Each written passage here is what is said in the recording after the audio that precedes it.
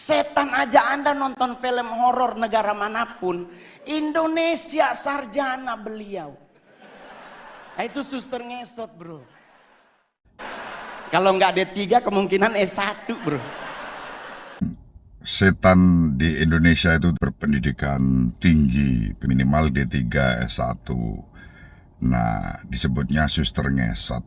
Ya itu memang di mana-mana itu di Indonesia setan suster ngesot itu terkenal. Sejak saya masih SMA tahun 80-an itu di asrama seminari Menengah Mertoyudan juga sering terdengar sebutan itu. Dan Mongol bisa mengangkat secara lucu, bukan sebagai yang menakutkan, menjadi bahan untuk komedi beliau, bahkan di depan Presiden Joko Widodo. Nah, kalau Mongol bisa memandang dalam perspektif komedi, kita sebagai murid-murid Kristus bisa memandang kekuatan-kekuatan setan dalam perspektif rohani. Dalam iman kita, Yesus sudah mengalahkan kekuasaan setan, bahkan iblis.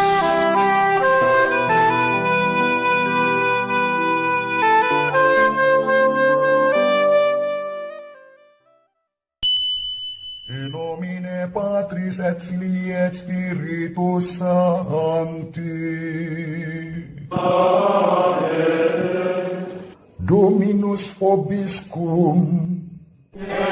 Sahabat peradaban kasih ekologis yang terkasih, selamat berjumpa dalam renungan harian bersama saya melalui channel ini. Semoga panjenengan selalu sehat, tetap semangat tanpa sambat, dan selalu bahagia, kebahagiaan yang bersumber dari Tuhan Allah kita. Mari kita awali perjumpaan kita dengan bersatu di dalam doa. Allah sumber dan asal segala terang, hari ini Engkau menyatakan terang yang menyinari bangsa-bangsa. Kami mohon dengan rendah hati, sudilah Engkau memberkati kami semua, agar layak dan pantas ambil bagian untuk merenungkan pesta Yesus Kristus Putramu dipersembahkan kepadamu di Genisah. Semoga sang cahaya menyinari hidup kami, dan kami pun mampu menjadi cahaya dalam kegelapan hidup. Demi Kristus Tuhan dan pengantara kami, yang hidup dan berkuasa bersama Dikau dan Roh Kudus, Allah yang Maha Esa, sepanjang segala masa. Amin. Sahabat peradaban kasih ekologis yang terkasih, kita akan membaca surat kepada orang Ibrani bab 2 ayat 14-18 yang menjadi bacaan kedua pada hari ini. Saudara-saudara, orang-orang yang dipercayakan Allah kepada Yesus adalah anak-anak dari darah dan daging. Maka Yesus menjadi sama dengan mereka dan mendapat bagian dalam keadaan mereka, supaya oleh kematiannya ia memusnahkan iblis yang berkuasa atas maut, dan supaya dengan jalan demikian ia membebaskan mereka yang seumur hidupnya berada dalam perhambaan oleh karena takutnya kepada maut. Sebab sesungguhnya bukan malaikat-malaikat yang ia kasihani, tetapi keturunan Abraham.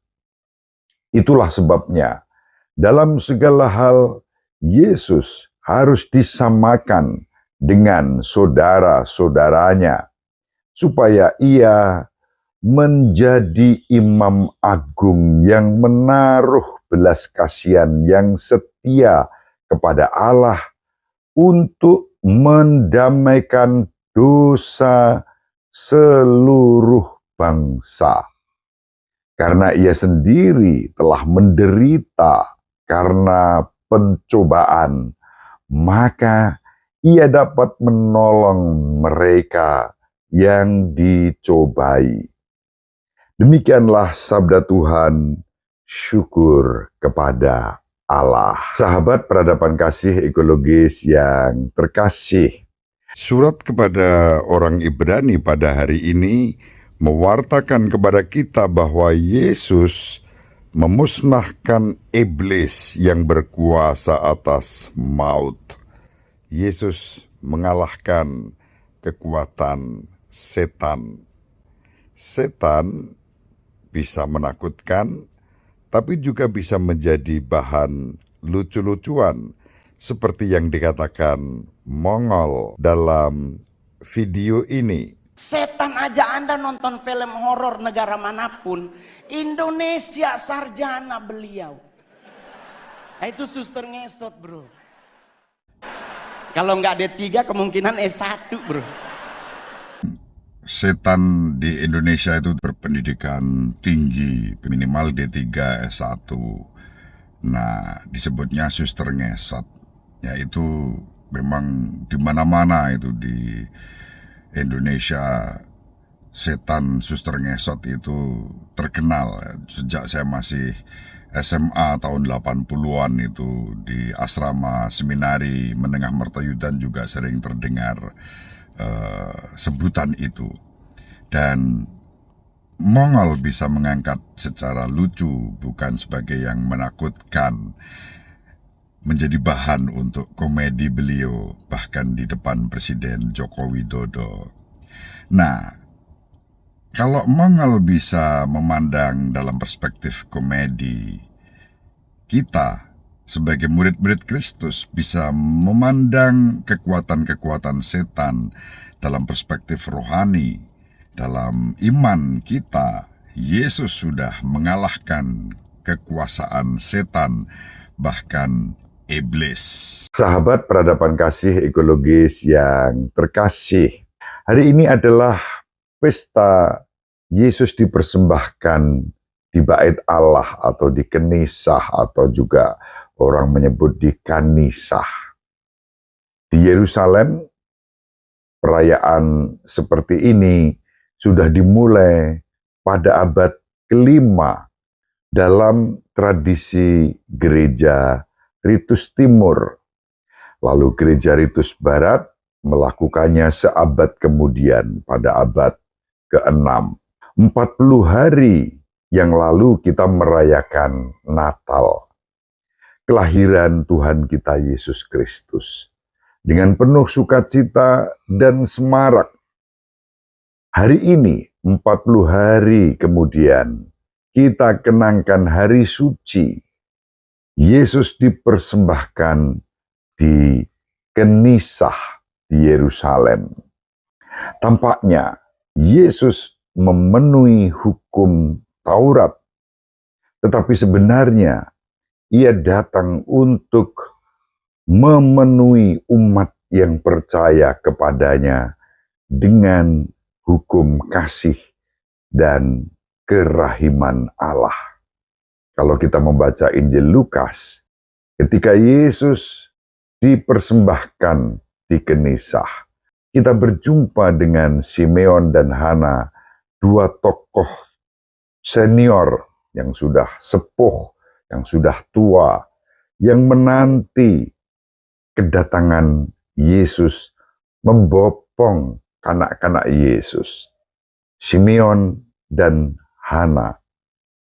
Mereka mengenal Yesus sebagai Sang Juru Selamat, Sang Cahaya yang menghalau kegelapan, yang membuat mereka mengalami damai sejahtera, karena Roh Kudus membimbing mereka mengimani Yesus sebagai Sang Penebus, Sang Pembebas, yang membuat orang siap untuk masuk ke dalam penyelenggaraan Allah. Itulah sebabnya pesta Yesus dipersembahkan ke kenisah juga dikenang sebagai pesta dan misa terang, itu di Prancis. Sedangkan di Roma, pesta ini ditandai dengan pertobatan. Sebagai pesta terang, dikenangkan dengan penuh syukur, Yesus sang cahaya dunia, yang dalam surat kepada orang Ibrani disebut, oleh kematiannya ia memusnahkan iblis yang berkuasa atas maut. Maut identik dengan kegelapan, kegelapan dosa, kegelapan maut, kejahatan, itulah kegelapan. Yesus datang memusnahkan kuasa-kuasa kegelapan itu. Yesus membebaskan mereka yang seumur hidupnya berada dalam perhambaan oleh karena takutnya kepada maut. Dalam arti ini, upacara cahaya, prosesi cahaya lilin yang menandai pesta Yesus dipersembahkan ke Kenisah dilakukan. Yesus menjadi imam agung yang menaruh belas kasihan, yang setia kepada kehendak Allah untuk mendamaikan dosa seluruh bangsa. Ini yang mendasari mengapa di Roma pesta Yesus dipersembahkan di Kenisah ditandai dengan pertobatan. Yesus sendiri telah menderita karena pencobaan, maka ia dapat menolong mereka yang dicobai oleh kejahatan dan dosa melalui pertobatan dan pengampunan. Sahabat peradaban kasih ekologis yang terkasih, mari kita saling mendoakan agar kita diberi rahmat untuk dengan rendah hati dan penuh syukur menyambut Yesus yang dipersembahkan di Kenisah sebagai sang terang, sebagai sang pendamai kita dengan Allah. Kita orang berdosa diperdamaikan dengan Allah yang Maha Pengasih dan Penyayang, yang Maha Rahim dan Maha Setia. Kita pun dimampukan menjadi cahaya di tengah-tengah kegelapan hidup di sekitar kita. Kegelapan bisa ditandai dengan kebencian, dendam, kemarahan, ketakutan, ketidakjujuran, hal-hal yang menjadi pekerjaan iblis sudah dimusnahkan oleh Kristus, dan kita pun dipanggil untuk terus menyinarkan cahaya Kristus dalam kehidupan kita melalui cinta kasih, kerukunan, persaudaraan, kejujuran, keadilan, dan kekudusan kita. Ibu Maria selalu mendoakan kita, Bapak Yosef merestui kita dengan keheningannya. Semoga panjenengan semua sahabat peradaban kasih ekologis yang terkasih, bersama seluruh anggota keluarga dimanapun berada, dibimbing, dilindungi, dan diberkati oleh Allah yang Maha Kuasa, Bapa dan Putera, dan Roh Kudus. Amin. Terima kasih, salam sehat, tetap semangat, tanpa sambat, selalu bahagia, kebahagiaan yang bersumber dari Tuhan Allah kita. Selamat pesta. Salve, salam sejahtera, berkah dalam episode berikutnya. Terima kasih atas kebersamaan kita. Salam peradaban kasih ekologis. berkah dalam